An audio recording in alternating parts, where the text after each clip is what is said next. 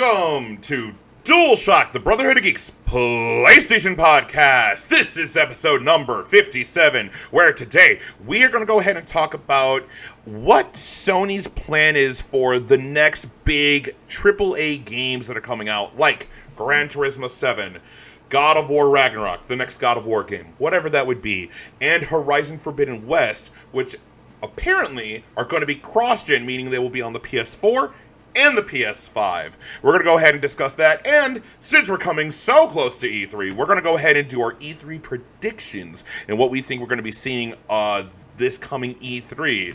With all that being said, go ahead and like, share, comment, subscribe, go ahead and tell everyone you know, all that kind of good stuff. Subscribe to the YouTube channel, Brotherhood of Geeks, youtube.com/Brotherhood of Geeks. I'm tripping over myself, but that's okay. With all that being said, I'm one of your hosts, Brett J. Rasmussen, and over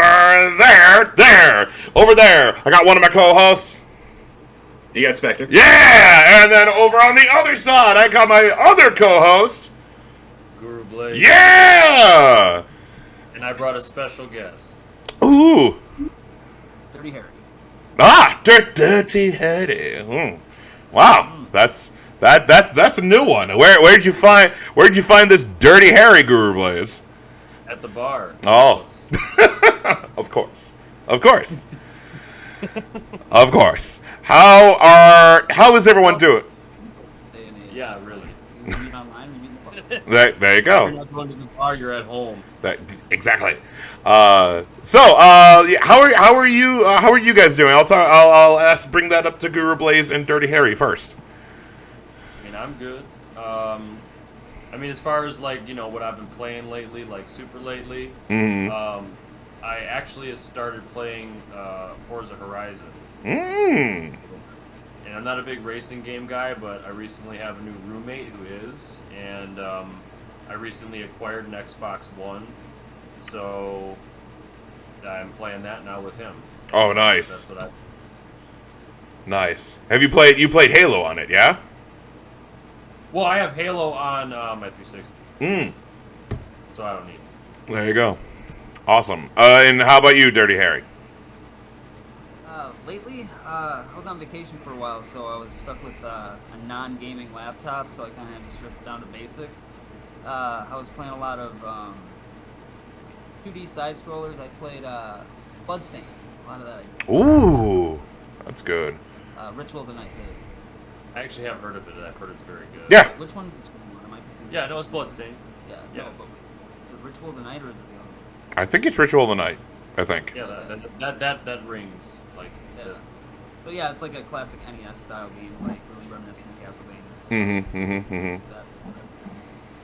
So yeah. And, there's also a first-person shooter, Heretic. That's in that. Oh shit, Heretic. Huh. That's old school. Yeah, it's an old one. Wow. Raven software. Nice. That's like one of like the original best Doom clones. Oh yeah. I didn't. Really Doom, you're a wizard. I didn't play that game. I do I've heard of it, but I haven't played it. So. Isn't that like it's kind of like Eye of the Beholder, more like where you're going through predetermined like just forward viewing dungeons and hallways? Yeah, it's very primitive, very basic. It's a lot like Doom. It's a clone. Yeah. It's much more simplistic. Mm-hmm. A little more reliant on puzzles and puzzle solving. It's really rudimentary, so it's almost kind of hard to figure out. Nice. Yeah, the game is so easy, it's hard. Yeah, it's just this really simple thing that you just didn't think of or walk over, and you're just like, oh. Oh shit! Well, how would I know? So. I work through the series. There's a lot of games in it. Exon, that's in the same series. But there's a lot of switch hunting. Levels of never repeat. So. Okay. How about you, Spectre? What's been going on with you, Spectre? I've been busy as hell, man. I've been playing a little bit of everything. This is my time of the year. I got literally 4 reviews going right now. I'm doing the Mass Effect Legendary Edition trilogy. Okay. Got through the first game already. The first, which is of course the best game. So I will do a review for that. Got the platinum for that already. Nice. Also, simultaneously, I am also doing Warhammer Stormground, which is kind of an under the radar strategy title in the Warhammer universe. Is it more like XCOM or is it more like a traditional Warhammer? Yeah, it's kind of like it's kind of like I guess you could say kind of like a Final Fantasy Tactics type. It's basically, I don't know if you've ever played like the actual war gaming portion of Warhammer, but it's kind of like a scaled down version of that, pretty much. So I'm dabbling in that. I've only got about maybe 2 or 3 hours into that so far, but really enjoying it. Really enjoying it. It's actually kind of a surprise. It's sort of a budget title. So I'm doing that. I'm also trying to start Near Replicant as well. And on top of all that, I'm also doing World of Warcraft Burning Crusade Classic. So I'm playing literally like 6 games at once. Wow. I know how it is. Yeah, for me, I have been playing Hades. I've been having a grand old time in Hades. I've seen footage of that. It looked very good. Oh, dude, like it's a roguelite and it's great, and it definitely warranted. I think got nominated at the Game Awards for Game of the Year. I know it was nominated for a few different awards at the Game Awards last year, and Hades is great. Hades is so much fun. So it's definitely very strategic. It's you get different weapons and stuff. Like, just Hades is so much fun. Yes. And it's I've been playing Returnal, so I've been playing both of these roguelite style kind of games right now, which is great.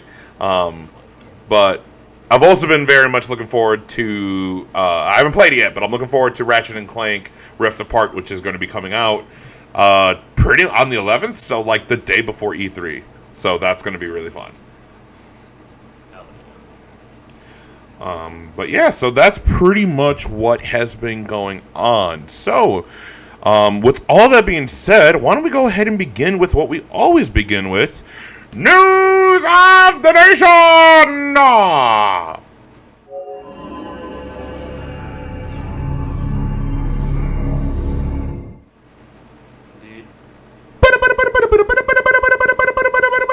All right, so we're just going to cover one big topic because what we're going to be doing is that our News of the Nation, we're going to be covering this one big topic about cross-generation games, and then we're going to be doing our predictions for E3 this year in our PlayStation conversation. So let's kind of discuss this because I think we all have a lot to discuss about this.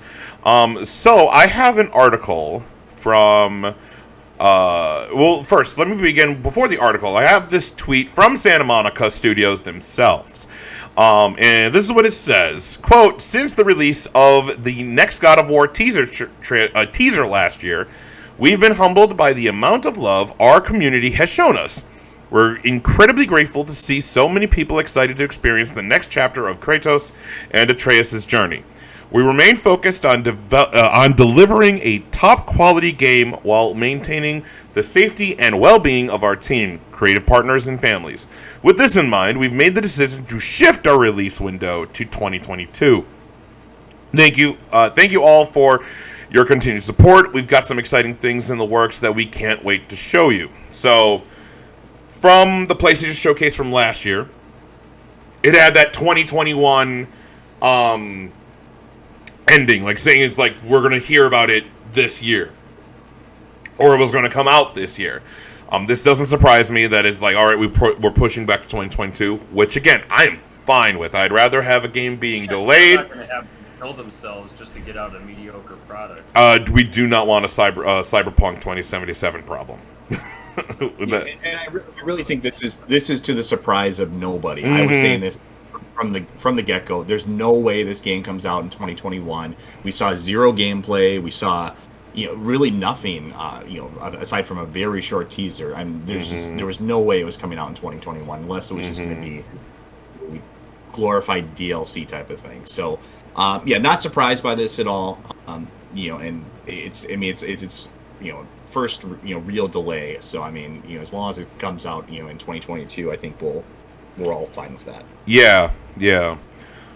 So that got pushed back. And then we pretty much have heard, so I have the article from Eurogamer. It talks about God of War Ragnarok, which is pretty much what everyone has been calling it, but it's God of War 2, has been delayed to next year. But along with that, we've been hearing that, let's see, I want to make sure I'm finding this.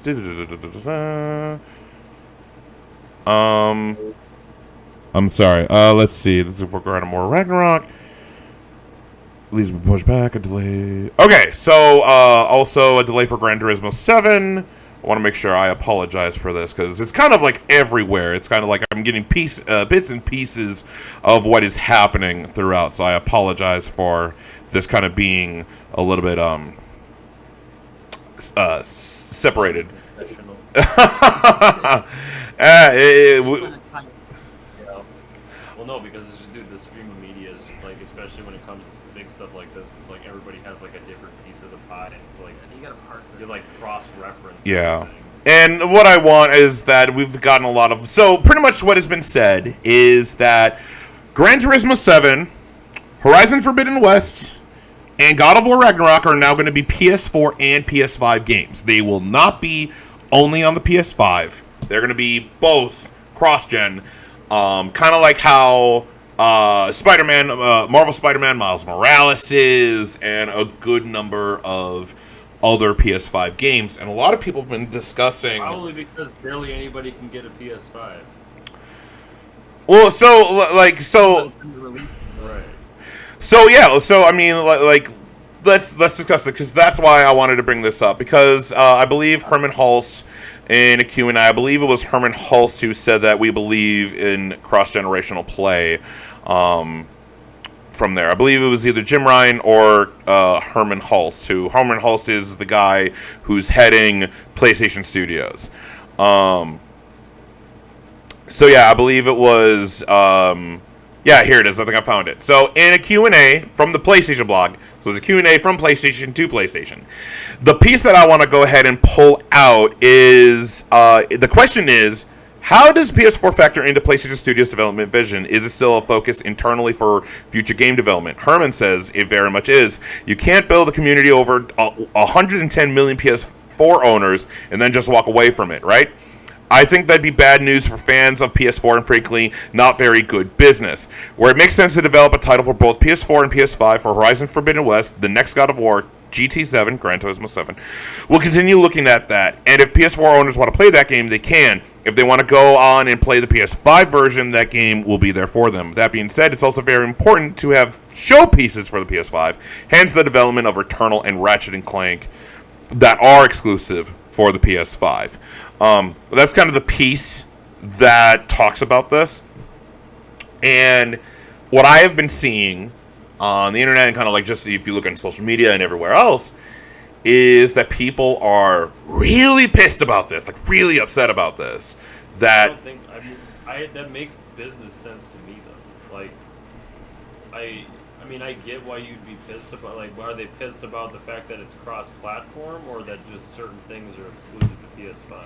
It's God of War Ragnarok, especially Horizon Forbidden West, and Gran Turismo. Those three games, but definitely God of War. I can see that perspective, and at least I think we were all under the impression that, or I guess we just assumed that God of War was going to be exclusive to PlayStation 5. I think we were just under that impression. Mm-hmm. You know, so I'm not disappointed that it's coming to PlayStation 4. I don't really care either way. I think you know, those of us that have a PlayStation 5, you know, will get presumably the definitive version of these games. So I don't really think we're missing out. I don't really understand the mentality of like, I don't want other people to have this or whatever. I think the legitimate concern though that I have, and maybe other people have as well, is, you know, if these games are coming to PlayStation 4, is this another Watch Dogs scenario where, you know, these are, you know, quote unquote next gen games, but they're actually really not. You know, they're scaled down or so that they can be played on, you know, older hardware as well. So, you know, I mean, we have two PlayStation 5 exclusives already. You know, it just seems a little weird that big flagship titles would not be exclusive as well. Sorry about that. I was pulling up an article and somehow the sound came through it, and so I apologize for that. You were talking about how I just want you to kind of repeat a little bit of what you said, Spectre. Yeah. Well, I'm just basically saying that I understand the perspective. The part of it that I think is logical is, that there may be some concern that these games are scaled back, or maybe they're not as ambitious as they could be if they were true exclusives. I think that's a legitimate concern. The part where people are just pissing and moaning because it's, I thought, I bought my PlayStation 5 because I assumed this was going to be an exclusive. I think that's a little childish. Like I want to feel special because I have it and you don't. Yeah, that's a little childish, and I don't really understand that argument. I think my concern is, okay, you're going to have these games come out on PlayStation 4 as well. Talk to me about how these games will be better on PlayStation 5, and hopefully no sacrifices or corners were cut to make these games, functional on old hardware. Yeah, so for me personally, for Brett, I honestly don't have a problem with this. Here's the thing: is that specifically with Horizon Forbidden West, Guerrilla Games has straight up and down has said that a ton of the testing that has been made for that game has been on the PS4, and I would probably be more surprised if Horizon Forbidden West was a PS5 exclusive coming out so close to within this first year. I don't have a problem with Horizon Forbidden West, God of War Ragnarok, and Gran Turismo 7 being cross-gen. Now, to play devil's advocate, and what I've been seeing more is that, because it's now you have to develop the game to the lesser generation, to the one that has less power, the PS4, you don't get to do you can't do as much features in the PS5 version because that it's held back by the PS4 console. And okay, but and the other argument is that, do you honestly need a PS5? The only games that I can think of oh man, you should get a PS5 for would be Demon Souls remaster, Returnal, and the next Ratchet and Clank. Those are kind of the games that showcase the system off exclusively. You can also get Miles Morales, but that's also on PS4, and so on and so on. So there's only a few games to get for a PS5, so I can understand why you don't need a PS5, and the whole thing is that you should be pushing the next console, but it's hard to get PS5s because of the pandemic, because of scalpers, because the demand is so high that the supply can't match to it, even if we didn't. Shortage. Yeah, and that's kind of not meeting the demand because of the chip shortage and everything.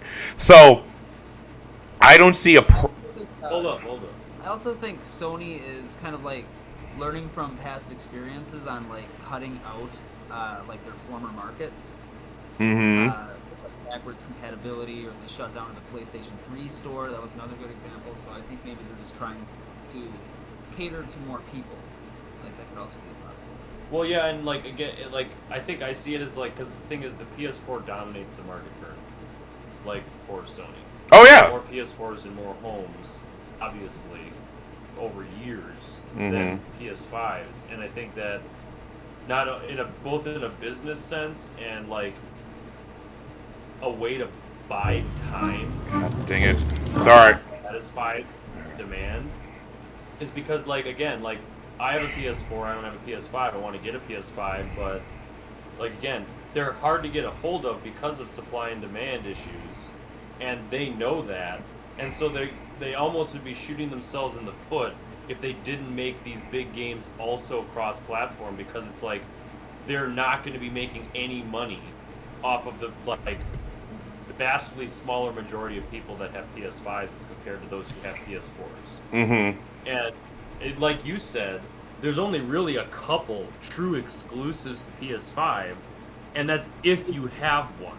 Mm-hmm. So it's it wouldn't make any sense for them to not basically cover all their bases and allow people to, because people who don't have a PS5 still want to play these games, and they have to be able to basically allow that to happen, at least for now, until PS5 demand can be met. Yeah. And we saw this last generation too. I mean, obviously we didn't really have the same level of shortage for the PlayStation 4, but I mean, there were titles that were released, cross-gen for quite a while, for at least a year after. Oh yeah. Launch of PlayStation 4. So I mean, this is nothing new. We've seen this before. Other companies have done this before.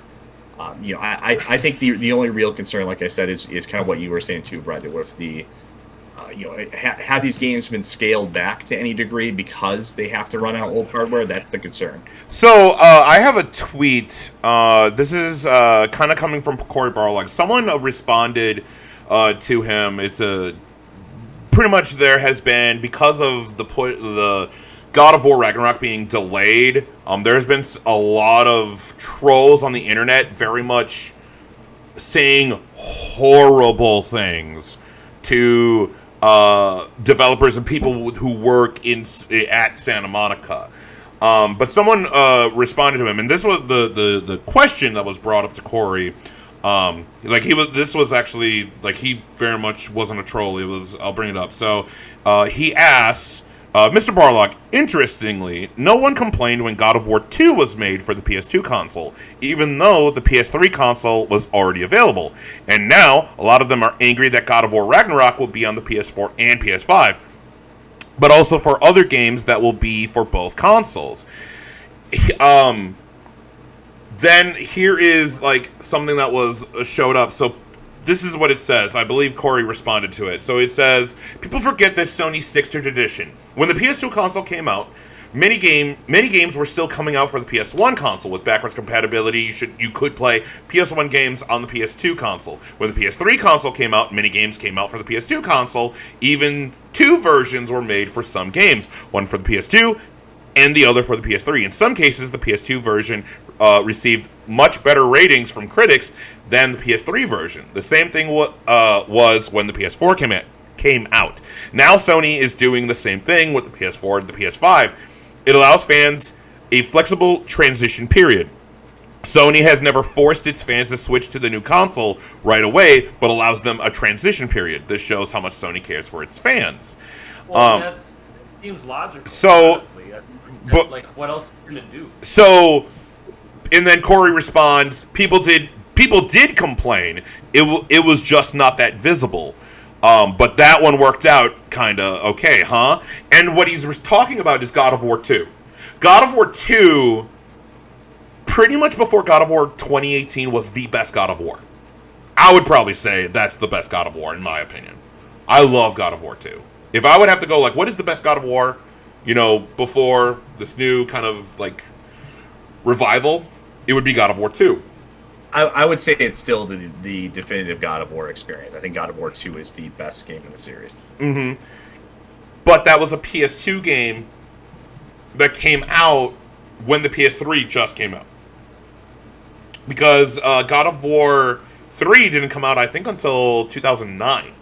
It was 2009, 2010. 2010, and God of War 2 was 2007, right? Yeah, and the PS3, I believe, came out that year. Yeah. So that, And like, the first PS3 was nothing to shake at, so like it wasn't a great system. I mean, I don't know. I mean, I had the Fat Boy PS3, and I very much enjoyed it. But if within that, What sucks about the PS3 when it first came out is like the one that had actual backwards compatibility was like the first gen of it, and it was the worst of the ones that came out, and it would just eventually die. Mm-hmm. So at least a lot of them did with like the yellow light of death. Yeah. So like, and then they removed it. They didn't bring backwards compatibility into any of the succeeding systems. Yeah, like, well, because it was the Fat Boy who did have backwards compatible, and then it was the Slim and Super Slim that had that. It was backwards compatible to the PS1 because it still had the emulator for it, so you can play. I have a Super Slim. I can throw in any of my PS1 games into it, and I can still play it, which is great. And that's fine, but we wanted PS2. PS2, yes, I understand. So It still has like the largest library of almost any system. Oh yeah, but like I guess the point is that like for me, and like even Guerrilla Games has said the difference between Horizon Forbidden West from PS4 and the PS5 is that the way the game is made, all of the graphics, the ray tracing, and the all that is going to be concurrent throughout the entire game. Whether it's cutscenes or gameplay, it's going to have all the graphic fidelity that they want in it, where on the PS4 it's only going to be in the cutscenes. And then you're going to have the DualSense feature on it, which is going to be fantastic. And it's going to be run 60 frames per second regardless on the PS5. Which, that's great. That's awesome.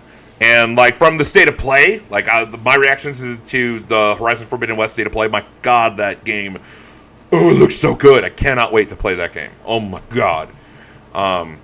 Horizon Zero Dawn should have won Game of the Year 2017, in my opinion. That game I understand why Breath of the Wild won, but it should have been Horizon Zero Dawn.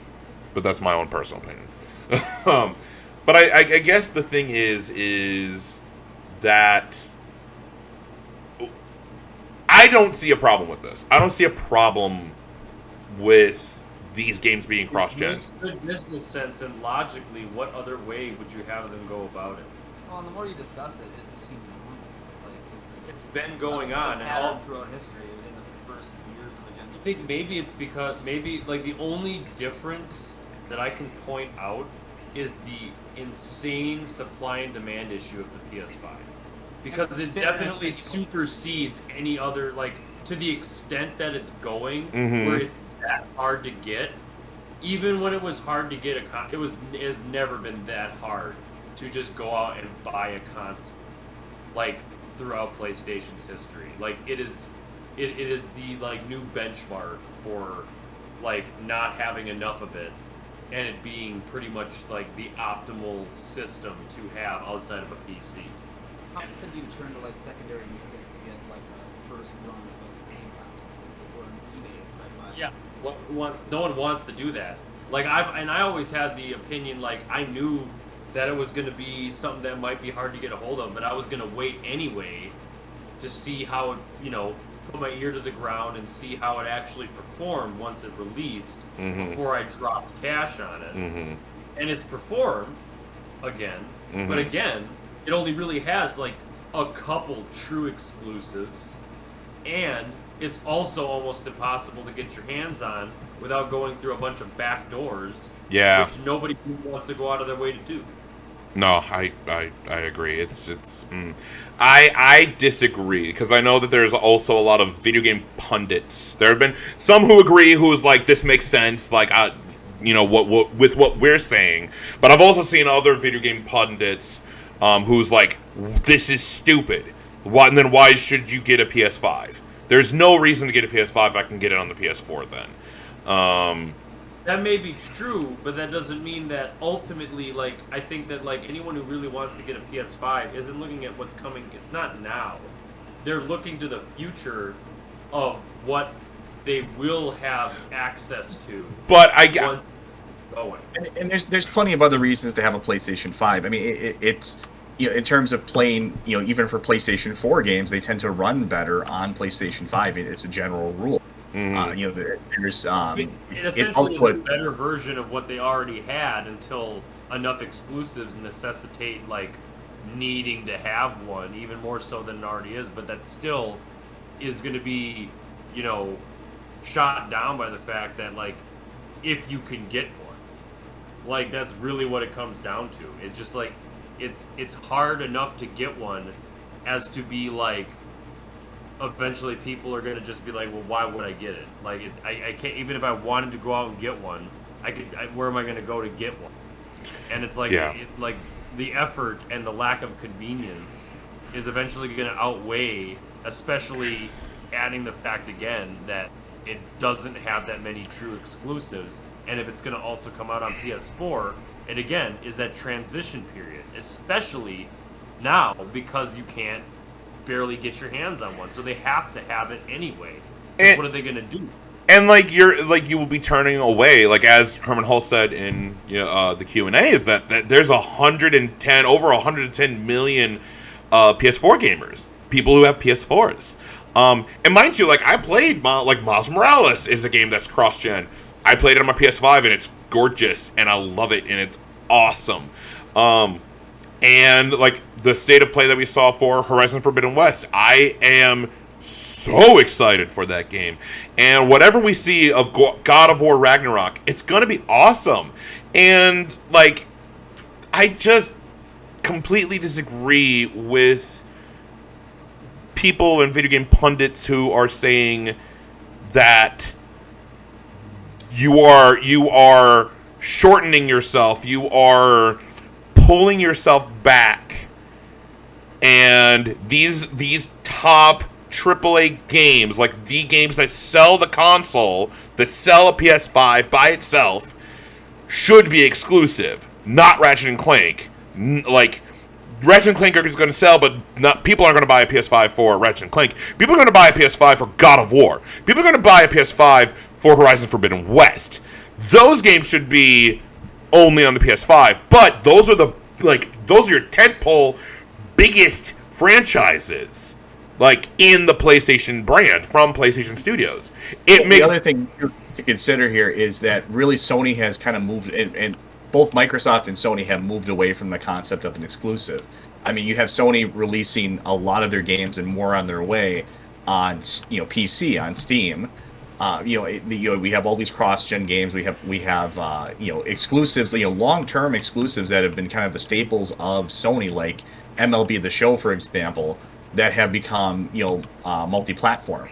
Mm-hmm. So I mean, I think really the only company we can point to of the big three that really still sees value in true exclusives is Nintendo. Well, first, for MLB, the contract ended, and the MLB organization, like the people who, like MLB, the sport, they wanted to go cross-brand, so they ended the contract with PlayStation, and that's why it's on both consoles.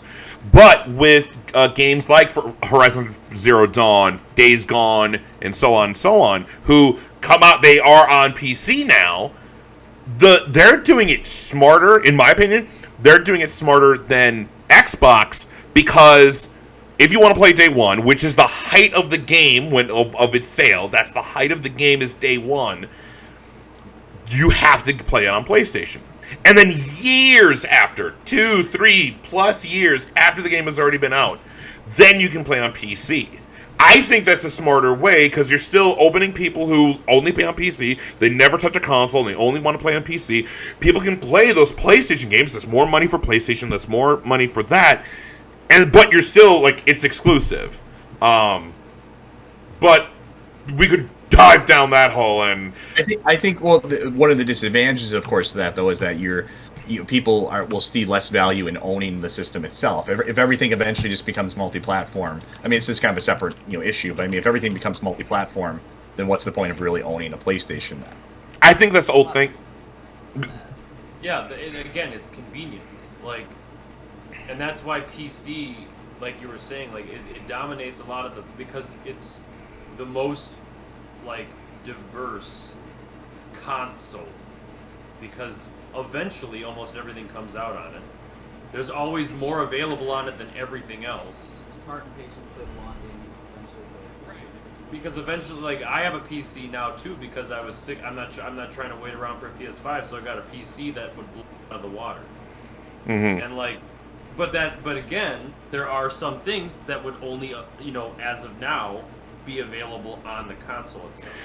Which is again a major drive. And I think you and I, Spectre, have talked about this, is that, with Xbox, day one, whatever game comes out on Xbox, you get on PC day one. Doesn't matter. Gears 6, the Halo Infinite, whatever. Those come to PC also at the same time. So there is no... Another revenue stream immediately, as opposed to waiting. Exactly. So having PlayStation go, if you want to play it right now, got to get it on PlayStation.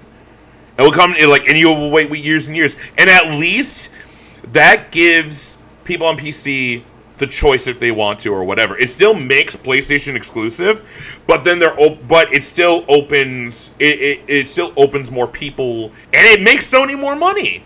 But one last word from you, Spectre, because I feel like you want to say one last thing, and then we're going to move to our PlayStation conversation. Well, actually, for once, I don't. Oh wow! Okay. Yeah, no. No. I think it's this whole. I feel like this is another fake outrage thing. Like, I mean, who really cares? I mean, there's pros and cons of both choices. If you have a PlayStation 5 right now, you're going to get the definitive version of the game. Mm-hmm. So I mean, that's fantastic. You win there. If you just have a PlayStation 4 right now, that's fine. You're not missing out. You're going to be able to play these games as well too. Maybe slightly scaled back versions, but you'll still be able to play them as well. Everyone kind of wins here. You're not going to know the difference because it's on the same system you've always been playing on. So what are you comparing? Yeah, and it's my only concern. I think the only legitimate concern here is, are these games scaled down to work on old hardware? Because presumably, God of War Ragnarok is going to be able to run on a base PlayStation 4, all the way back from 2013. Yeah. I mean yeah. So I mean, if it's going to run on a 7-year-old system now. Mm-hmm, so my concern is what have we sacrificed to make that happen? If anything, So I think that's the only legitimate concern here. Everything else is just kind of. Time is going to tell. Yeah, you're not going to know that. Yeah, everything else is just kind of people just being babies, I think. And one last example, infamous Second Son. That game is more of a graphic showcase of what the PS4 can do than new gameplay, or it didn't feel like a PS4 game until I think it was until Uncharted 4 when I'm like, this is why I bought a PS4. Infamous Second Son still played like Infamous 1 and 2. Very much so. The gameplay, the game loop didn't change. So I think that's kind of your best example of this was made for the PS4, but it was just a graphic showcase where now kind of where we are, we have different games. Exactly. But let's go ahead and move on. So, E3 is coming up, so let's go talk about E3. This is our PlayStation conversation. PlayStation.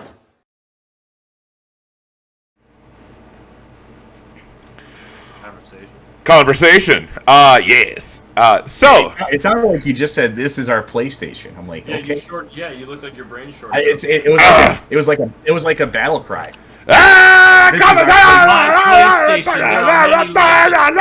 Mine. That's. I mean, maybe I need more game fuel in order to, not sponsored, but suck it down. So, and again, we apologize for whatever technical hiccup we had during our News in the Nation with all of that. So, but Don't apologize. They're watching us. All right. Well, I have from the E3 Expo website, e3expo.com.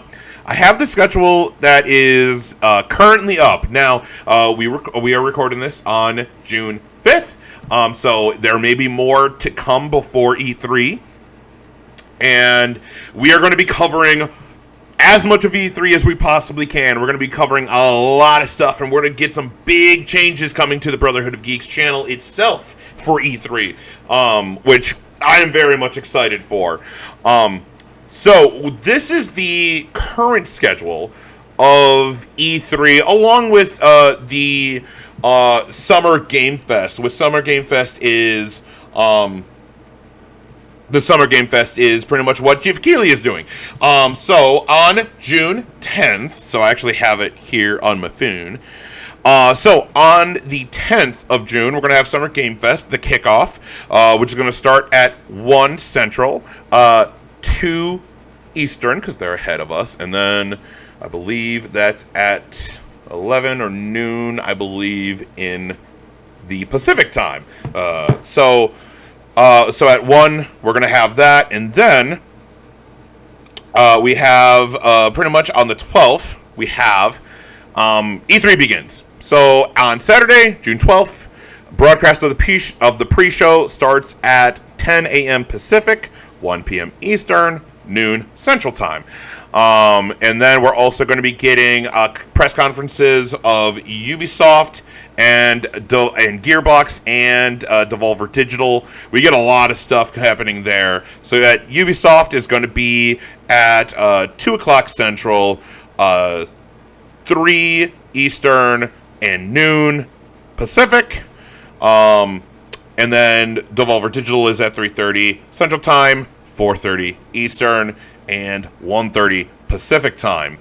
And then on the 13th, we have Microsoft's big one, and this is a Xbox and Bethesda game showcase. So it's instead of Bethesda having their press conference and Xbox having theirs, they're combining into one. Why? Well, because Xbox bought them. That is going to be starting at 10 a.m. Pacific, 1 p.m. Eastern, noon Central Time. We'll also be getting a Square Enix showcase, along with PC Game Show and the Future Game Show. We're also going to be getting Warner Brother game, Back 4 Blood, the showcase for the Back 4 Blood game itself, and then 24 Entertainment. And then on Monday, June 14th, that's going to be like pretty much a bunch of like indie stuff. So on that Monday, June 14th, the pre-show will be beginning at 8 a.m. Pacific, 11 a.m. Eastern, 10 a.m. Central. And we're going to be getting stuff from Mythical Games, Mythical Games, Freedom Games, Razer, and Capcom. And we're going to be getting a bunch of stuff from Take-Two. Verizon and Television is going to be there. And then on Tuesday, the 15th, which will be the last day of E3, the pre-show begins at 8 a.m. Pacific, 11 a.m. Eastern, 10 a.m. Central Time, and that's when we will be getting our Nintendo Direct, which will be at 11. So 11 is going to be the Nintendo Direct Eastern Central Time, noon Eastern Time, 9 a.m. Pacific Time, and then we're going to be getting some stuff from Bandai Namco, and then we will at the end. They're going to be doing an official E3 2021 award show. So a very, very packed week. Very, very packed. It's going to be very, very busy. And that isn't even on there yet. Oh, yeah. And there's EA is going to be doing their EA Play is going to be doing theirs at the end of the month, around like near the 22nd, around there. It's not official, but it's going to be near the end of June.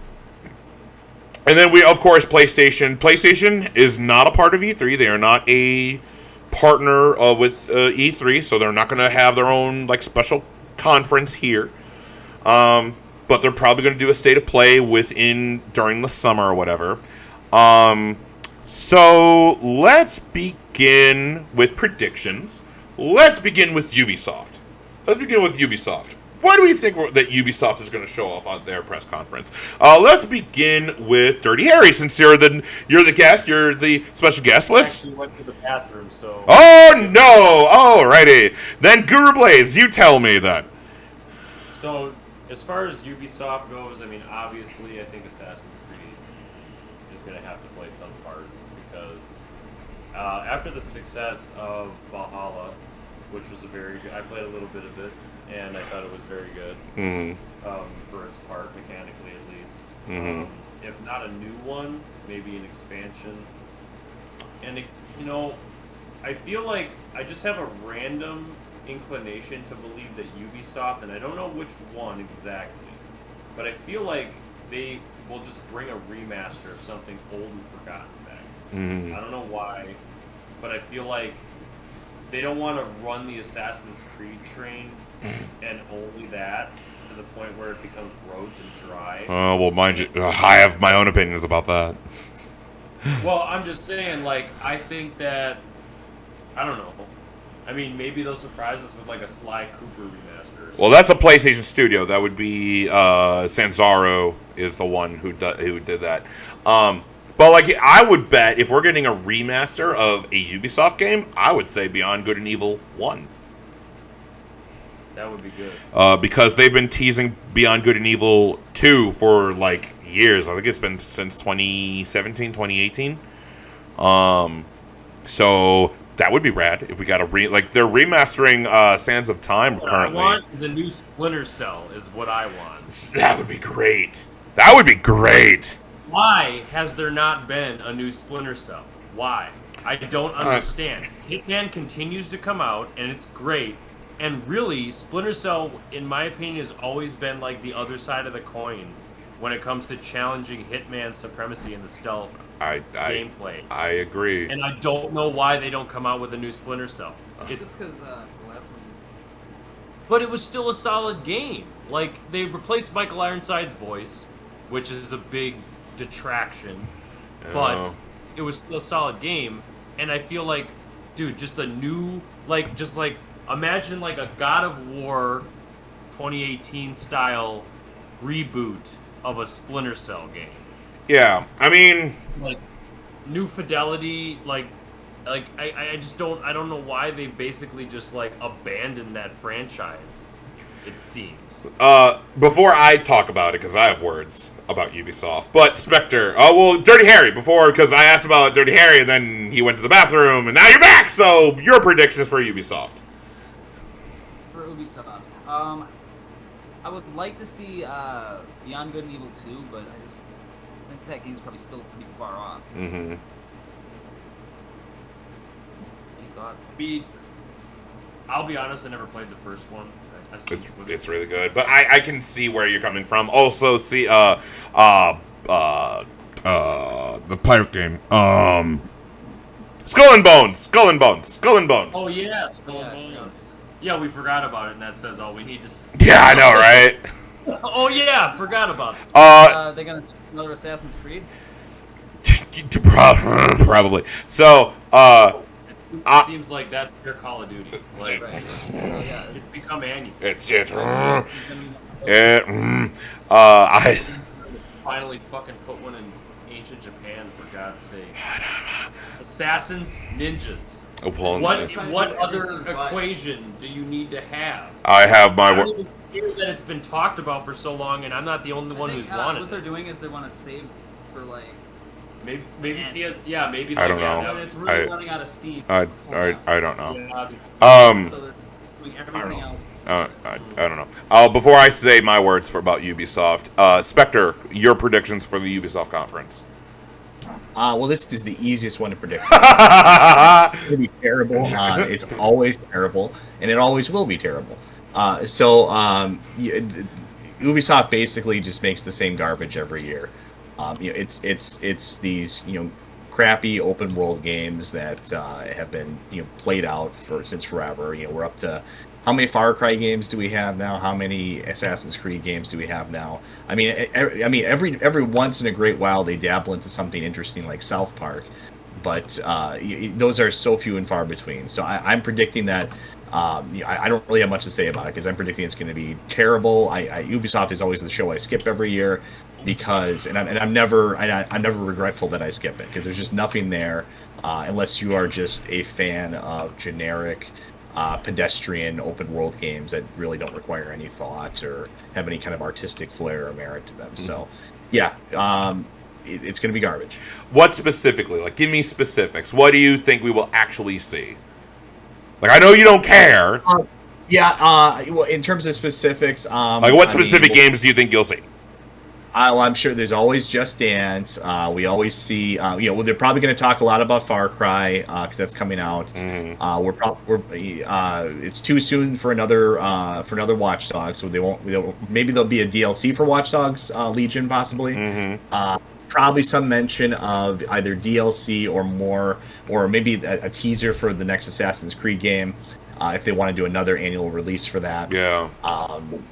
So I think that's in terms of like maybe surprises, maybe maybe some more information on Beyond Good and Evil, possibly like you were saying. But yeah, I mean just like all just stuff that I find really hard to care about, and even fans of these games are just probably like, who cares? So for me, I am on the Spectre train. I can't believe that, Spectre. I don't care. Look, I used to enjoy Ubisoft. Like, I love Assassin's Creed. And mind you, I will shell out. If whatever the next Assassin's Creed is gonna be, I'm gonna shell out for the collector's edition because I have every single one of them. I'm gonna shell out for them. But I will say, Assassin's Creed, the franchise, personally, has very much gone down. I very much am like, this is not Assassin's Creed when it comes to, like, its lore, to what I fell in love with. They very much have kind of pushed away the fan base that fell in love with this game, and have very much... What they're doing is that they're broadening their horizons in a bad way and trying to just go for the lowest common denominator. It's open world, it's boring, like, you're a Viking and you're an assassin. Like, I would love to be a Viking, but it doesn't fit in with the Assassin's Creed lore. And that's kind of just what has happened, that it's just generic. No fucking Viking was ever an assassin. It literally doesn't even make logical sense that the Like, Viking, like, they're style. they're literally like open field warriors. It's the thing is that it's what I like ever since Odyssey. Odyssey is the game that I pretty much like, I'm done. I can't. Like, and look, I was excited for Valhalla because it's Vikings and I love Vikings. But it's still generic and bland. Yet. They just need to do ninjas and get it over with and rip the Band-Aid off. I swear to God. Well, But now that Ghost of Tsushima and we have had Sekiro, like, unless a new Tenchu comes out or a new Ninja Gaiden, I don't know what they're waiting for. But the thing is that, like, it's not about social stealth anymore. It's like, let's try to copy The Witcher and do that, but make it bland. Like, I was looking forward to Valhalla because they were like, we're going to try to size it down and kind of focus in, but instead of making it, because Odyssey was big as a lake, deep as a puddle, they just made it smaller and that's it, instead of making it making it deeper but smaller. But I just, again, we're going to get another Assassin's Creed, we're going to see another one, I'm going to get excited, and then I'm going to get mad. That's what has happened to me with Assassin's Creed. I'm like, oh my god, Assassin's Creed is going to be great! And then I'm going to play it when it comes out, and go, oh, more generic. So, there's that. I want to see Splinter Cell. I don't think we're going to get it. I think they've given up on it. If they did Splinter Cell, that would be a Hail Mary for them. To me, my predictions, like what I will actually see, the next Assassin's Creed, another Division, whatever. Or if they just do an Assassin's Creed, but like work it into the Splinter Cell universe somehow. I wouldn't even be surprised. Like Ubisoft has become more Activision, and it's frustrating and tiring. Where it's just making more grind and stuff. And like Far Cry 6, I'm looking forward to Far Cry 6 because I very much enjoyed Far Cry 5. But again, there's like really, I'm probably more excited. They remastered Far Cry 3. Far Cry 3 is fantastic. Far Cry 3 is the best one, hands down. I know. Just imagine like a full remaster of that. Oh god, I would love that. I would love that so much. So good. But like, it's gonna be another Assassin's Creed, more Just Dance, just like Spectre said. Probably more Division or some kind of Tom Clancy thing, but I would be more surprised if we see Splinter Cell. I will lose my mind if they go Splinter Cell. That would be my greatest hope, is that Splinter Cell makes a comeback. Yeah, so there is that. The thing is because everything that they've been doing is what they've been doing. Yeah. There hasn't been any change in it. And it's like, I mean, I keep bringing up Splinter Cell, but it's like it's in a great franchise that they've just literally done nothing with for years now. I don't know. And it makes no sense why they wouldn't. Because there's a demand for that type of game. I don't know. Hitman has essentially taken the entire spotlight for like the best stealth action. In like a realistic sense. Because I love Conviction. That was a solid game. Mm-hmm. And I also like Blacklist a lot. I don't like that they don't have. Yeah, but I mean, Michael Ironside's not his voice now, but okay, it's still a very fun game to play. Mm-hmm. No, I agree. And had a decent story.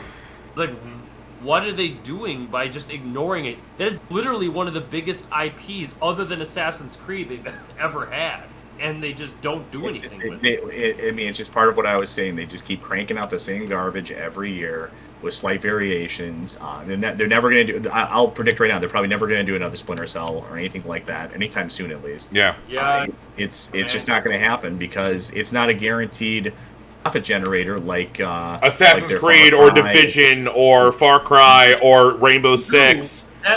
No, and I agree, but what I think is also eventually those are no longer going to be guarantees because they're going to become so rote because it's all they do. I disagree. I am an example of I disagree. I'm going to buy them. I'm on the other side where eventually it becomes so rote for me. It's like, why? I know it's going to be the same thing. There's a reason that the only sports games I own are like 5 years old because they were $5 and they all play the same. Like, it was just to have one of each. Call of Duty is Assassin's Creed is the new Call of Duty. That's their Call of Duty. It's like exactly. and it's boring. What I said earlier, it's the annual release where it's like it's such an ingrained franchise that they essentially don't want to stray too far from what they're doing because it keeps working. So why innovate? It's too risky. Mind you, they're making money hand over fist with the Helix point and everything. But anyway, we could ramble on about more Ubisoft, but I predict another Assassin's Creed, Just Dance, probably maybe something with Beyond Good and Evil, and then like Rainbow Six and other stuff. But Splinter Cell, anything Splinter Cell. I'm talking about an actual game, not like Sam Fisher in whatever mobile crap they make or whatever. Like, yeah, he made an appearance in one of the Division games or. Ghost Recon, I think, was Wildlands. No, he did make an appearance in he did was DLC for it was either Breakpoint or Wildlands, but no, Dirty Harry is correct. Yeah. But anyway, let's move on. Guess how pumped everyone fucking was when that happened, and they still don't see it. I don't know. But Ubisoft has become. I'm done with Ubisoft. They're in the trash now. Ubisoft has become Activision and EA, and it's weird that they actually get less flack than Activision and EA combined. But let's move on. Let's talk about one of the big three that will be at E3, Xbox. Let's talk about Xbox and Bethesda Game Showcase. Spectre, let's begin with you. What do you think we're going to see there? What do you predict? Well, a couple of things I hope to see. One would be some more information about the new Fable game that's coming out. Because we had a teaser for that. So I'm hoping that we actually get... I don't know if we're going to see gameplay right now, but at least just an update or acknowledgement that it's still in development. I mean, that series has been forever. I mean, it's just I'm actually excited to see what they do with that, and to bring it back and you get that series back in gear again, because it was pretty great. It was really one of the crown jewels of the original Xbox. It's actually kind of what got me to buy an Xbox original system. I wasn't really a Halo fan. It was all about, I'm like, wow, I saw Fable and I'm like, wow, this is actually looks really interesting to me, and I had a good time with it. The sequels were sort of disappointing, but they still were relatively solid games, so I'm curious to see what they do with it. Aside from that, it's more stuff that it's hard to say. I don't know if we're going to see. We might get an update on Starfield. I think that's the most likely. Bethesda and Microsoft are basically this. They're one and the same now. So yeah, I think it's likely we get some kind of an update or acknowledgement of Starfield. I think it's more likely that we see that than we see an update for Elder Scrolls 6 or even more kind of unlikely would be like Fallout 5. I think it's possible. I think if they really wanted to come out like guns blazing, they would have a nice update for Fable. We would get maybe like a sneak peek or first gameplay peek at Starfield, and maybe like a confirmation of setting for Elder Scrolls 6. You don't even have to show gameplay. Just say Elder Scrolls 6, and have elsewhere or whatever. Like just like pick a location or Somerset Isles or something like that. That would be that would create a huge amount of buzz. People would go nuts over that. And then for Fallout, even just having a logo for Fallout 5 would also make people go nuts. So I don't know if they want to drop all those bombs all at once, but I mean, I'm actually kind of excited for their show because there's a lot of potential for what they could do. And of course, the big question, especially after the Starfield exclusive confirmation, is will Elder Scrolls 6 and or Fallout 5 be exclusive to Xbox and PC, or a console exclusive, I should say. So that's a big unknown. That's a big question mark right now.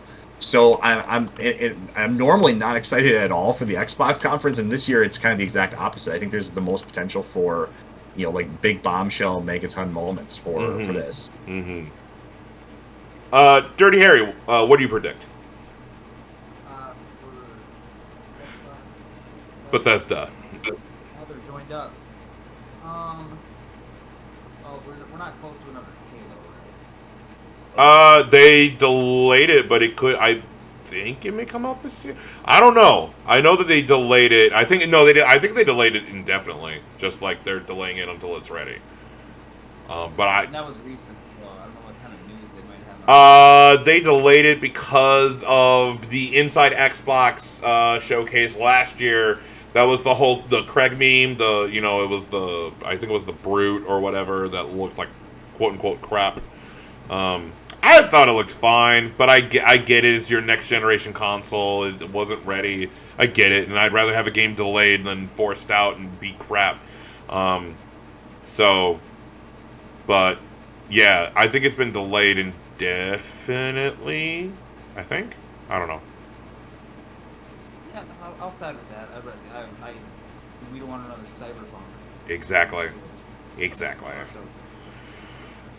And I mean, like, the only thing, because other than what Spectre stated, which is pretty much the main things that I would be looking for, potentially another Gears. Like, or they want to whip out a brand new type of Forza.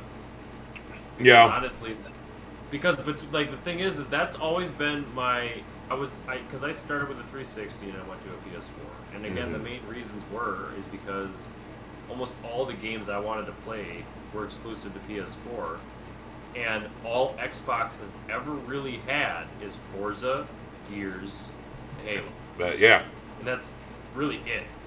Like as far as their big exclusives, because Skyrim was multi-platform, and I mean even before Bethesda was purchased, those are the only. And again, like I only have mild interest in any of those three games. Like I like Gears. I still haven't played through 4 or 5, and I wanted to get Gears Tactics because it's like XCOM, but after reading some of the reviews, it didn't seem like it was worth $60. So I could only those would be the three that I would assume that may be touched on, because again that's really all they got as far as what was exclusive. They did make a bunch of acquisitions. I remember they got Ninja Theory. Yep, it's they like. Hellblade. I really do want to see some more footage from that because I love the first. See, I think Microsoft. From me predicting, I honestly think Microsoft's show is going to win E3. I think.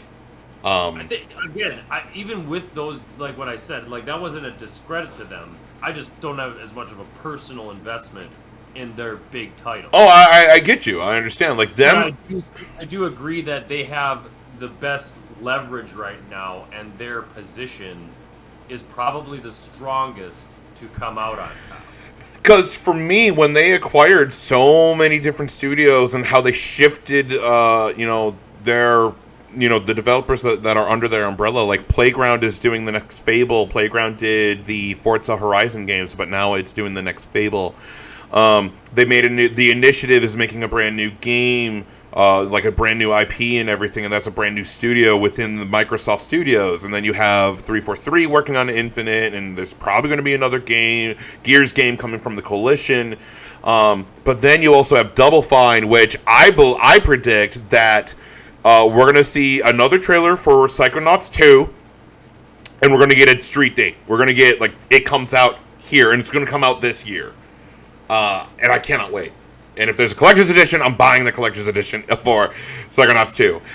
Which I believe, I think they had a trailer, or at least I think it was said that Psychonauts 2 will be on PS4 because it was kickstarted before, it was a Kickstarter before Microsoft bought Did Double Fine. ever get a remaster? Yeah, yes. Psychonauts 1? I couldn't remember if it did or not. Psychonauts 1? Yeah. Yeah, it did. I literally own it. Let me see. What was it on? It's on PS4. Like I literally have it. Like, I guess that just flew by me. yeah. It was originally released on PlayStation 2, right? Yeah, originally, yes. Oh, okay. Yeah, it originally came out on the PS2, and then it got that PS2 version got remastered. Like, here, I got the limited run Steelbook right here. They even made a contract with Tim Schafer, who did. There was a PSVR game, which is Psychonauts in the Rhombus of Ruin. That's the one I remember hearing about. I didn't know they made a remaster. Yeah, and the VR game, the PSVR game, is the connecting point between 1 and 2. So, I'm excited. But here's the fun thing is that Psychonauts 2 will be on the PS4 because of Kickstarter, but it will be for Xbox. It's going to be on Xbox One and Series X also. Because now that they acquired it, they could go, nope, it's going to be next generation, but it will not come to PS5 at all. I believe. So that's great. I believe we're going to see something from Avowed, which is the Obsidian game that they're working on, that RPG, whatever. Oh my god. I think we're going to hear... Who was developing that new Souls-like game? Yeah, that's Avowed. That's the Obsidian game. Not that one. It was like Themira? I don't know. That I don't know. Man, I'm gonna look it up. Hellblade 2, like Dirty Harry was talking about. I'm looking forward to that. And of course, probably more for Halo Infinite. Maybe Themisia. Yeah, Themisia. Overborder Studio. Team 17 is the independent one coming out. I don't know. No, because I just remember, I mean, it's still in the works. I just couldn't remember if it was coming out as an exclusive on PS4 or Xbox. I don't know. That I didn't remember. But I think we're going to see more of Halo. I think we're going to get another Forza. And, yeah, that's what I predict. But yeah, so with all of that, let's move on to Square Enix. Square Enix is going to have their own showcase. I'll begin with this one. So what I predict for this, I think we're going to get some more Marvel Avengers, because we're going to get more of that, and maybe I don't know. I've kind of given up hope on that game, sadly. I believe we're going to I hope we have more about Final Fantasy 16. We may hear more about Integrate, because Integrate comes out later this month. Like Final Fantasy 7 Remake, Integrate, like the DLC or whatever. I hope they touch on the other half of Final Fantasy 7 Remastered. That would be really, yeah, I would like to see a trailer of that. It's still an uncompleted story, and definitely another half of a game that's still up in the air. Yep. Maybe, to make Spectre happy, maybe Deus Ex. I'd be happy with a new Deus Ex if they did it well. I sincerely doubt we'll see a new Deus Ex or even like a remake or anything like that. I think it's likely we'll see something, for Final Fantasy 16. Mm-hmm. There was that one that they're developing for PlayStation 5. I can't remember the name of it. That's another. Oh yeah, the Codename game. I know what you're talking about. Yeah. Maybe we'll see that. I think Tomb Raider is kind of dormant right now, so I don't think we're going to see anything for that. Yeah, because that's Crystal Dynamics. Crystal Dynamics is currently doing, they're working on Avengers, so I would be surprised if we see another Crystal Dynamics game. Yeah, so that's probably what it is. Probably just a relatively dull show. I mean, I am kind of curious about Final Fantasy 16. Mm-hmm. We'll see how that goes, and I'm sure we'll have some kind of update about the, next gen release of Final Fantasy 7 remake, and maybe they'll give like a date for the the versions for other consoles too and everything. So. Yeah. Here I'm gonna put out a hope is a modern Final Fantasy Tactics. Ooh, I like that. Like I would love like a Final Fantasy Tactics XCOM style game. Ooh, I like that. I would play the shit out of that if it was me. That's not. I put that out so that anybody listening to me, my FBI agent or whoever, that would hit shit. I think that like a new Final Fantasy Tactics for a modern system as a strategy game, be it XCOM or more like Valkyria Chronicles or however they wanted to do it, like that would be solid. Yeah. Do you have any predictions, Dirty Harry? I would like to see more from the second part of Final Fantasy VII. I feel like they kind of it's a good time to like address where that story's going. So I wouldn't be surprised. Especially since again half the game is out and nothing's been said about it since. Yeah, Right, and that's like I mean, and I still have to beat it completely, and I'm close, but like I like the reboot a lot. I think it's a fun game. I think that their genius move in that game, just as a quick side note, was the idea of making the turn-based style of the old game its own ability, that you gain the ability to go into a turn-based style while having hack and slash combat. I think that is a great combination of mechanics. Yeah.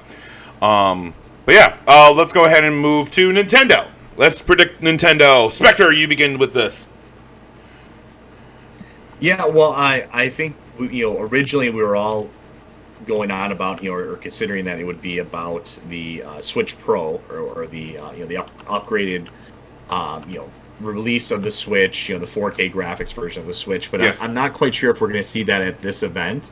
It's in terms of the timetable for it and everything. It just I don't know if we're actually going to see it at this particular event. I think what we will see for sure will be an update for Breath of the Wild 2. We might see some more information regarding maybe like Metroid 4.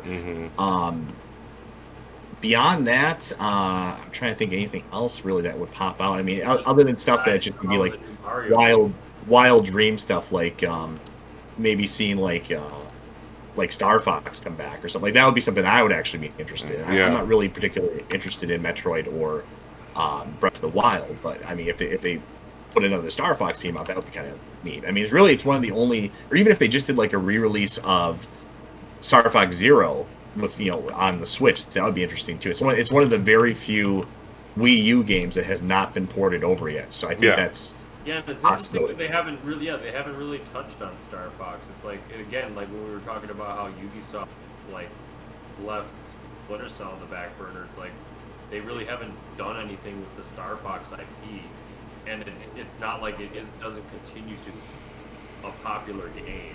Yeah. Even in its older incarnations. Yeah. I feel like a new Star Fox where you're like not that garbage they put on the GameCube, but like an actual Star Fox game. Where they just take what was good about it and just have like updated graphics, and maybe it's in the future.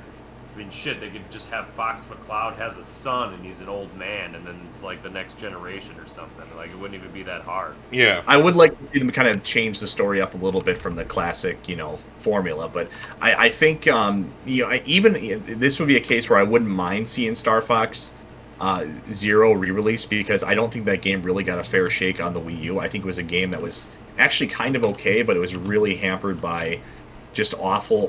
Being on the Wii U. Being on the Wii U, but not. It wasn't really about being on the Wii U. It was about its control scheme. Yeah. Its control scheme was just mind-bogglingly horrendous. I remember playing that game, and I'm just thinking, the whole time I was playing it, I was thinking like, this could actually be a decent, fun update to Star Fox 64, but I'm like losing my mind and with this control scheme. It was awful. And I mean, there's some really bizarre parts of that game too. Like you have like this little like robot thing you control and stuff like that, which really slows down the pacing of the game.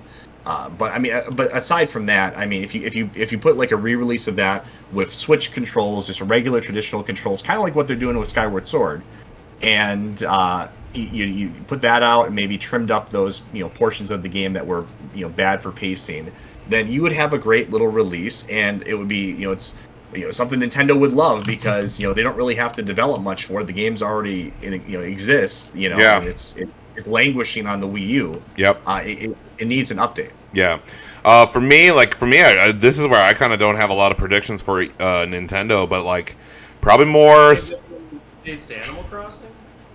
Maybe, but like that, I don't. The game has steadily been a popular game. But like I don't see another like Animal Crossing. Not another whole game, but like maybe a DLC, like an event, like an event. I could see. I feel like they're not going to ignore how important. No, I don't. No. But like we're probably gonna see more of Skyward Sword. We're gonna see. I just thought of something too, actually, Brett. We might this is kind of like a wild speculation thing, but one thing we might see is maybe some kind of Zelda pack-in of a couple of games or like a collector's edition. Oh, in the 30th anniversary. Yeah, like the 3D All-Stars for Mario, something like that. Yeah. Okay. I just thought about that. I could see that. That's definitely. But what I predict is going to be more Skyward Sword. For like, we're probably going to hear about the Diamond and Pearl remasters. Or if you want to be really ballsy, they'll make a new Fire Emblem game. Ooh, that would be good. That'd be really good. The Radiance. They want to be really fucking real G's. Yeah. But like, I don't really like. I just want to see Metroid 4. I want to see Metroid 4. I would love to see Star Fox. Man, a new fighter for fucking freaking Smash Brothers. Yeah. There you go. I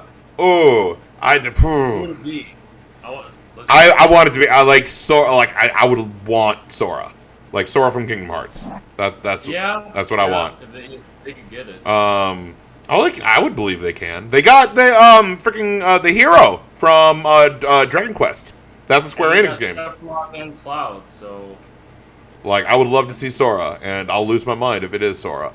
But they're gonna make it Kyrie, and I'm gonna shed it. You're gonna what? You're gonna make it Kyrie.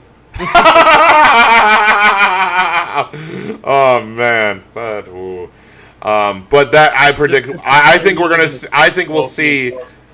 I think we'll see a Smash fighter. Yeah, I think that's pretty likely. So there's that. That would be sick, especially in honor of the death of. That would be a nice Hail Mary. Hell yeah! But especially like Mayura tribute. Right, especially to see such a violent, traumatized character being put into a Super Smash game where like anybody who, down a bit. Yeah, right? Like a dude who had to literally like get pinned down with his eye being gouged out in pools of his friend's blood. I mean, I that would be cool, but like it's always with these fighters. These are developed like long before. So great speculation. That's what the Titan can change the waves. So I think that's it with Nintendo. Let's go ahead and cover one more, and then we will end it there. PlayStation. PlayStation isn't going to be at E3, but we pretty much are going to probably get a state of play or some kind of showcase in the summer. What do you think we could see from PlayStation sometime in the summer with a state of play or whatever it would be? Let's start with... Well, I hope Bloodborne 2. And Bloodborne 2? Okay. Yep. And I would say... I mean, because honestly, as much as... only because PlayStation isn't participating in that particular event. Mm-hmm. Otherwise, PlayStation has a lot of leverage, too. Oh, I agree. Of what they could do. I agree. So, disregarding everything we know about already, which is, Horizon and God of War, like, things that we've already had mention of. Yep. Like, I feel like, other Gran Turismo, probably. That's also, we already know Gran Turismo 7.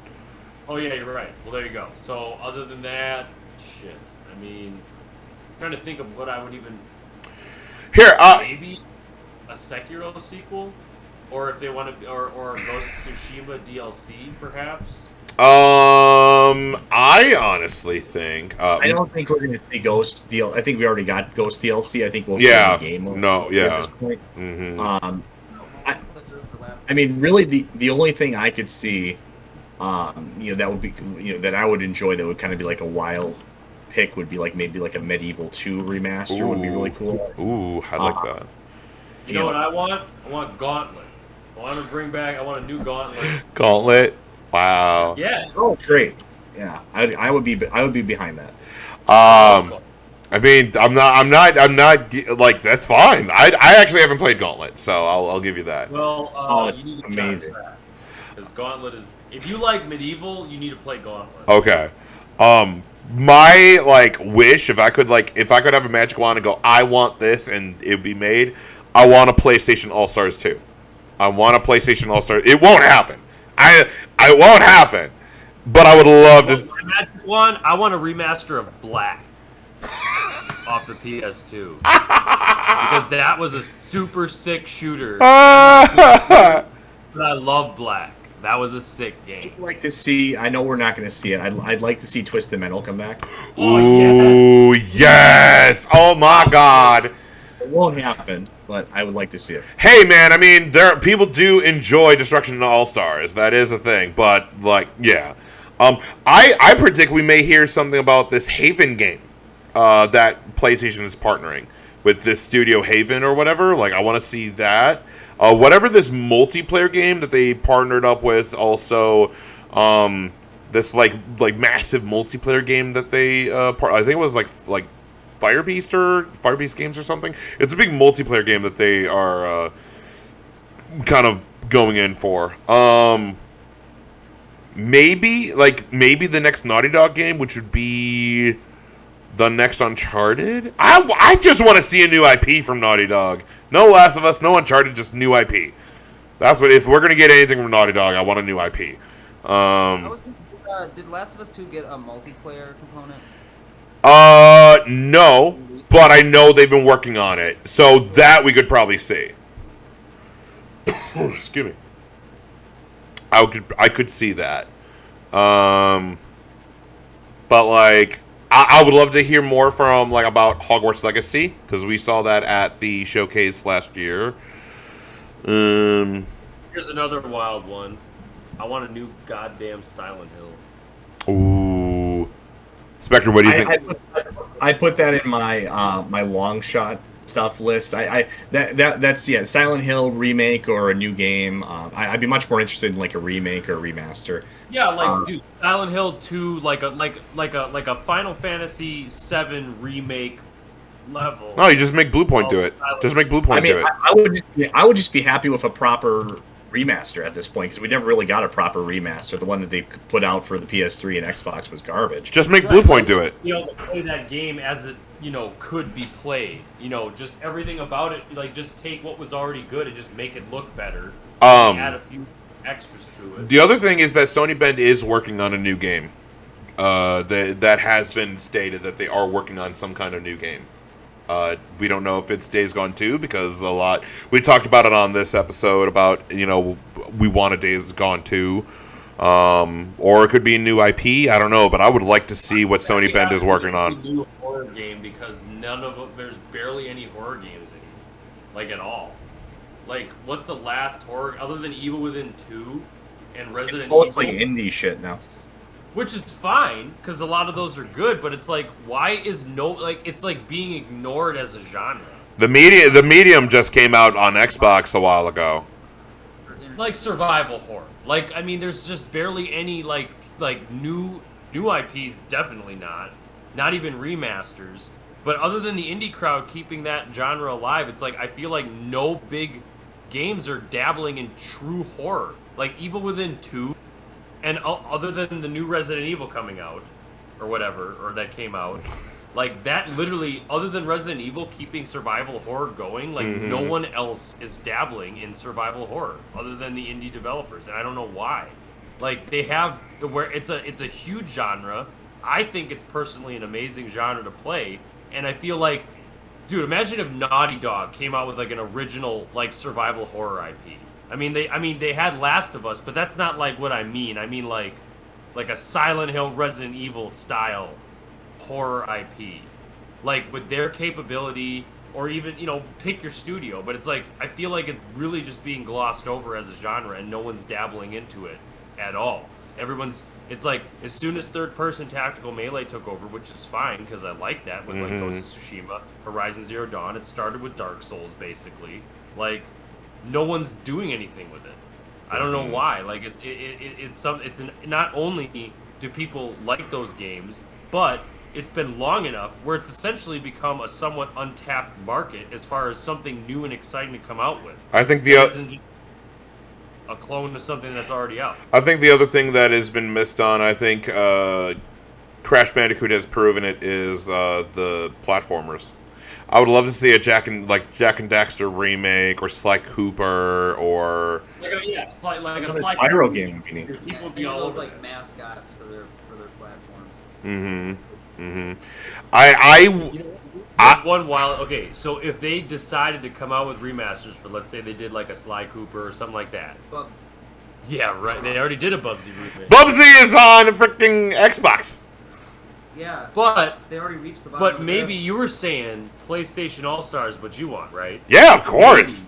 Maybe if I'm just going to guess at a potential master plan is that they would subsequently release remasters of a lot of their old dusty mascots, and then once they're popular again, then they come out with another PlayStation All-Stars, because now they're back in the collective game conversation as characters. I would like that. I would like that, but I think I agree. I think you said that earlier, Guru Blaze, that PlayStation has the most potential with kind of showing off what they can do.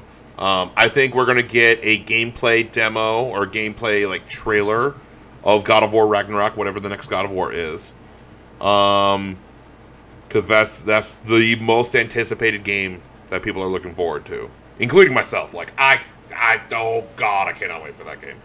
Push it back, I'm okay with it, but like, yeah, the thing is, I can't really predict PlayStation. That's the one I can't really like get a hold of and go like, oh yeah, they'll do that. I got one more wild hope, just because we touched on it earlier. I want a Berserk game, like a new one. Imagine like a third-person Souls-esque Berserk game, which is actually where Dark Souls drew a lot of its original inspiration in the first place, was from the Berserk series. Yeah. I think that telling the actual story of Berserk in like a third-person melee combat game would be fucking.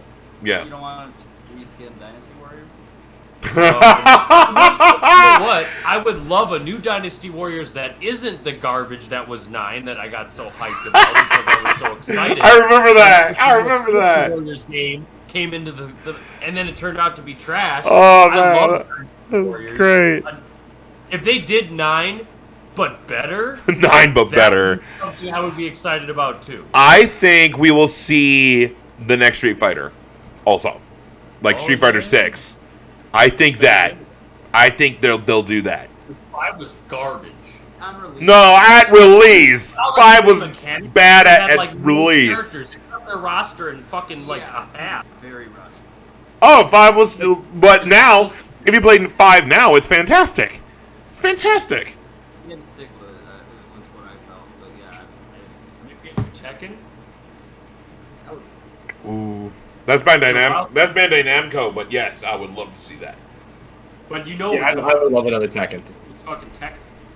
Like, Let me go ahead and beat everyone with Bab. I'm gonna go ahead and beat everyone with Babs. That's just, yeah. I mean, seriously. Again, it's like, I mean, I was surprised when DOA 6 came out and SoCal 6. There was like 3-year gap. Oh, I know, right? A whole. They're both great. Oh, it's I love great. both of them. It's great. But yeah, I think there. Any last words about predictions or anything? I think that's good for me.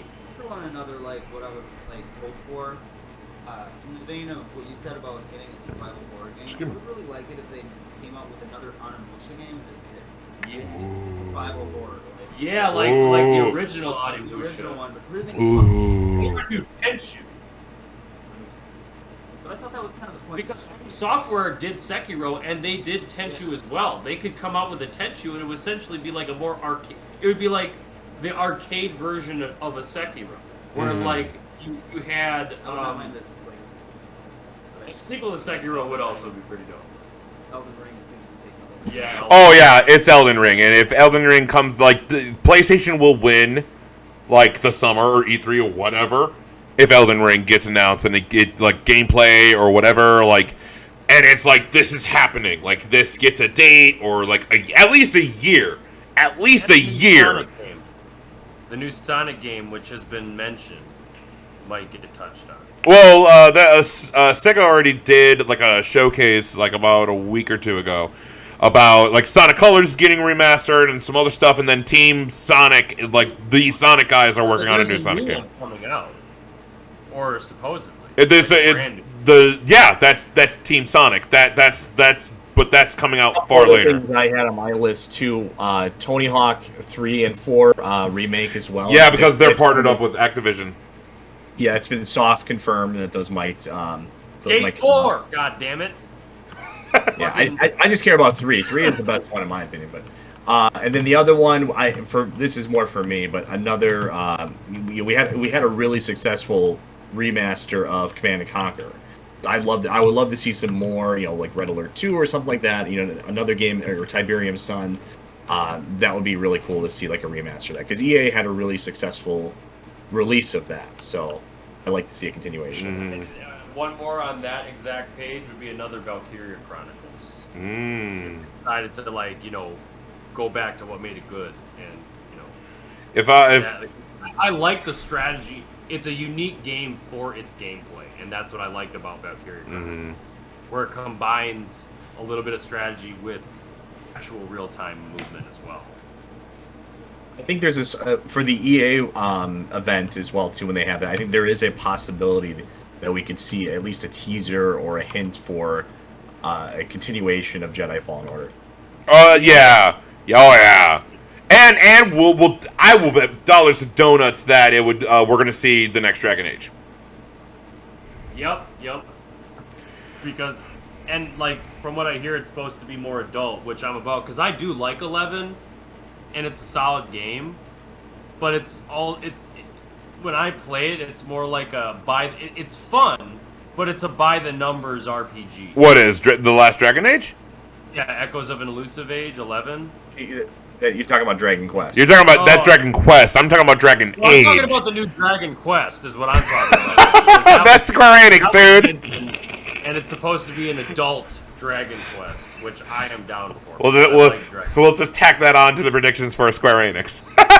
There's a lot of games with dragon in the name, okay? Sometimes I get confused. But yeah. I'd love to see another Dragon's Dog. Yeah. I'm sorry. Maybe the good. Hopefully. What game? Dragon Guard.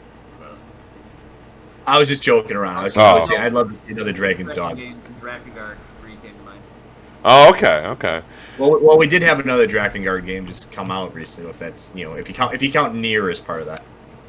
I mean, technically, yeah, but their storyline and how their storylines connect is so fucking convoluted that I consider them basically different games. Yeah. Nier and Nier Automata.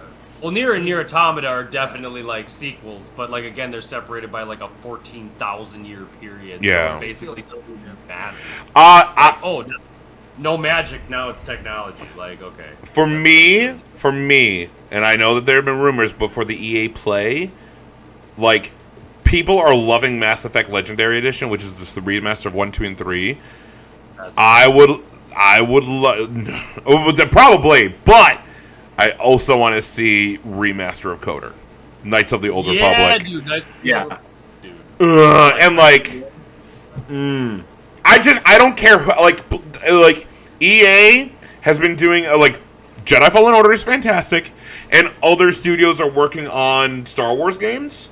Also, back to Bethesda, we're gonna probably see that Indiana Jones game from Bethesda. Also, I forgot about that on the thing of that. Anyway, I would love to see just someone give me my KOTOR. Give me KOTOR 3. Give me KOTOR 3 with the remaster of the other two, and I'll be a happy Brett. Everything's starting to come to mind to me again here. Like the other big thing, I don't think we're going to see it at E3, but I am looking forward to IO's take on James Bond as well too. Ooh, yes. Yeah. And they would be the studio to handle it. No doubt. Especially Especially Batman has so much James Bond DNA. right. It's already That's it's already been reported that they're working on a James Bond game. IO is. I just wanted James Bond split. Yeah, I'm just saying it'd be nice to get some information on it. Oh, I agree. So yeah. New Metal Gear Solid. Oh. That's a pen Oh, for me. don't even say that to me. Oh, Surviving joke. Oh God, and no, we don't want that. But Solid. So but, I mean, I just would love to see some platformers like Jack and Dexter, Sly Cooper come back, PlayStation All Stars too. But that's me. That's a long shot. But I would love to see some of the old classics come back. But that's about it. Last words, and then we're going to end it here. So, the Spectre, last words. Well, I think we've kind of given a lot of like hopes and dreams and stuff like that. But I think the one thing we can all be for sure on is we'll probably be disappointed. So, like I'm sure maybe a one fifth of what we talked about will actually make it into E3. I'm sure I don't know. I'm pessimistic about it because E3 seems to get worse every year. That's now. you, Spectre. You're always like this. I'm very pessimistic about it. True. Like, I mean, and in no small way as a part of, because it's not even like an event anymore. It's this weird sideshow thing that it's just they're trying to keep that train that they had going, but now it's like watching a train on the TV instead of the best analogy I have is it's kind of like the Oscars. Like remember when you were a kid, like the Oscars were like a big deal. Or the Grammys, yeah. Yeah, and now it's like a joke, and it's just like nobody really pays attention to it. And it's like that's kind of what. And then It's not then they're just trying to keep it alive. Yeah, I'm not saying E3 is as bad as the Oscars is. Like the Oscars are basically at the point of being canceled right now. Well, I think I would not. Which good riddance at this point, in my opinion. But I think that and you know what? I think we're slowly getting to the point where video games as a medium, like, and I guess this will be my final word on it, like on the touchstone of like what E3 is becoming, and what the Grammys and the Oscars have basically become, that video games, because they are the youngest medium compared to film and TV, that it's slowly overtaking them, because all of the true originality now, I think, in storytelling is in games and not movies anymore. Which is why they're making movies about games. And there's going to be a Borderlands movie. Mortal Kombat. Mortal Kombat, yeah. Movies. And like the thing is though, everything is either a remake of something old, very few original ideas. Most of the interesting stuff we probably never even hear about because it's made by people we'll never fucking know. And it's small, like indie developers, but indie film developers, like indie game developers. But the platform of games is so much easier to get a foothold in with things like Steam Greenlight and just like being able to develop things on your own time and not having to pay production costs to make a film. I think that video games is slowly overtaking film as a medium. And it's finally, we're reaching a threshold. It's not going to be for quite some time. It has overtaken it like fiscally, but I mean, I think you're saying like culturally. Culturally, which is more important, which I think is fiscal is going to go up anyway. But culturally, it's becoming more of a touchstone than film is, because film is running out of steam. There's nothing original anymore. It's just remakes, sequels, reboots, and the occasional interesting film. But it's like, I think after Dark Knight, it's all gone downhill. Yeah, I mean, Dirty Harry, do you have any final words? I really want to see Elden Ring. That's my big one. Of course. That game. Love to see like some actual gameplay, maybe some story story notes. Maybe just like someone talking to someone, maybe just a little dialogue, just Yeah. like, I mean, just... Or just show me a picture. Yeah. Comments. Give me Flash! picture, God. Elden What's in the Ring! box? What's in the box? That's great. Get woke, go rogue. For me, it, like, as I said, I'm actually looking forward to it, but yes, and I think we're just kind of talking about E3 for a little bit, and we'll end it here, is that I think with what happened with the pandemic last year, and it kind of got sparsed out, like, really, the big three, and you don't need a convention, like, it's fun and great, but, like, it's much cheaper, much more efficient to just do a state of play or Inside Xbox or Nintendo Direct or whatever it would be to do that, and it's much better. You can sparse it out. Like, I think Jeff Keighley's doing a great job of just like, instead of it E3 one event it's like for 4 days and you're like just overworking yourself.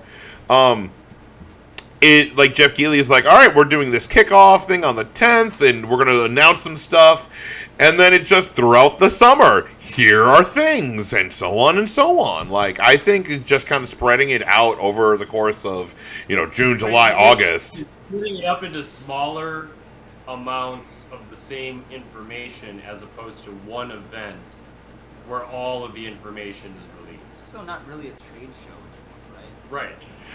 Well, Yeah. It's more of like a slow drop of information. now it's just kind of like a marketing tool for each individual company that chooses.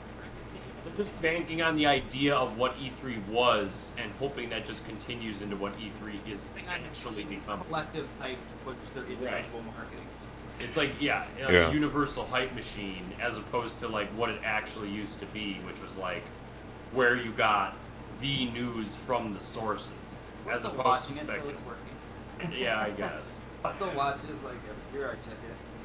So, yeah. But like, I feel like it's becoming like you're more and more selective about like you look at what's gonna be on it and then you just tune into exactly what, like, as opposed to just watching through the whole thing regardless because that's how it used to be. Yeah. Now it's kind of like Now you can just pick and choose like, oh, go to this point if you want to hear this person or this. So yeah, I mean, like, I'm looking forward to it, and if it's good, awesome. If What not, else is there to look forward to? What else is there? Yeah. Yeah. uh, Other game. Like, give me games. for me, like, as you have seen in many of my reaction videos, like, I get excited very easily, and I'm fine with that. I enjoy that, and I'm looking forward to E3. E3 is always a fun time, regardless. If it's good, it's great. If it's bad, we can go ahead and talk about it, and you get to watch us yelling, scream, and be pissed at everything. I want the owner of Sony America to just come out with an Xbox Series X and just shoot it with a gun. as long as And then Elden Ring just pops up. surprises that like make me forget about how cynical I am for a minute, I'm good with that. Yeah, pretty much. Yeah. I'll set the bar really low, and I'll say if there's even one thing that I didn't see coming that's actually good, and it makes me somewhat excited and it gets a rise out of me, then I'll call it a successful It's year. basically a success. Yeah, so and that's extremely vague by design because I have such low expectations. Great. Thank you, Spectre. Never- Yeah. God, It's either going to be what you expected or you'll be surprised. It's better to have no expectations. I don't have any. Like, we're doing predictions, but, like, I'm just like, I'm ready for whatever it is going to be here. That's kind of where I'm at. So, but yeah, so guys, thank you so much for watching. Please let us know what you guys are thinking that's going to happen at E3. What games do you want to see? What predictions that you have or whatever. Do you agree with us or anything like that? Please let us know in the comments down below. And please let us know. But also, please subscribe to the channel, youtube.com/Brotherhood of Geeks. Like, comment, share, subscribe. Tell everyone you know. Tell everyone you don't know. Tell anyone and everyone about the Brotherhood of Geeks and how much we can entertain you and all that kind of stuff. We have unboxings and reactions and all that kind of good stuff. So please subscribe to the channel. Also, you can follow us on Facebook, which is facebook.com/thebrotherhoodofgeeks. You can also follow us on Twitter at Dualshock'd BOG. That's the name of this PlayStation podcast, Dualshock'd BOG. I'm tripping over my words. Great job, Brett. And then you can also follow us on Twitch at twitch.tv/brotherhoodofgeeks. So yeah, Dirty Harry, I'm glad that you that Guru Blaze brought you here. I'm glad that you're here, and yeah, I'm glad that you're here, man. Yeah, I had a good time. Good, I'm glad, and I would definitely say if I would like to see you back, if you would like, you are more than welcome to come on back anytime, my man. You're not doing anything later. Yeah, and shit. Well, and the way, because as it turns out, he's in close proximity to me, like living wise. So it's definitely. Yeah, we sleep in the same bed. So.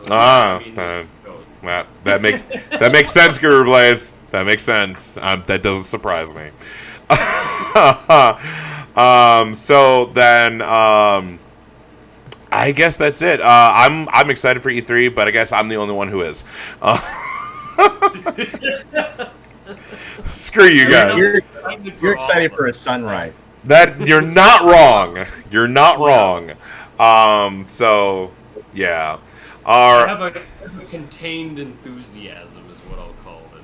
Of course, because yeah, well, that's me, my optimism. But there we go. Well, we'll just go ahead and end there. And yes, before we end, we are going to have some massive, massive changes coming to the Brotherhood of Geeks. So stay tuned to that. And yeah, I'm very much looking forward to that. And it's going to be happening at E3 for us here at the Brotherhood of Geeks. So look forward to that. But with all that being said, I'm Brett J. Rasmussen. Over there from the first time, that's Spectre. That's Spectre. There you go. And over there is Guru Blaze.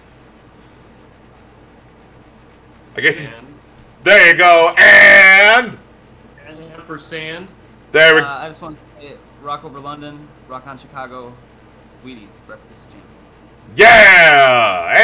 And as always, live to play, play together. We'll see you guys next time.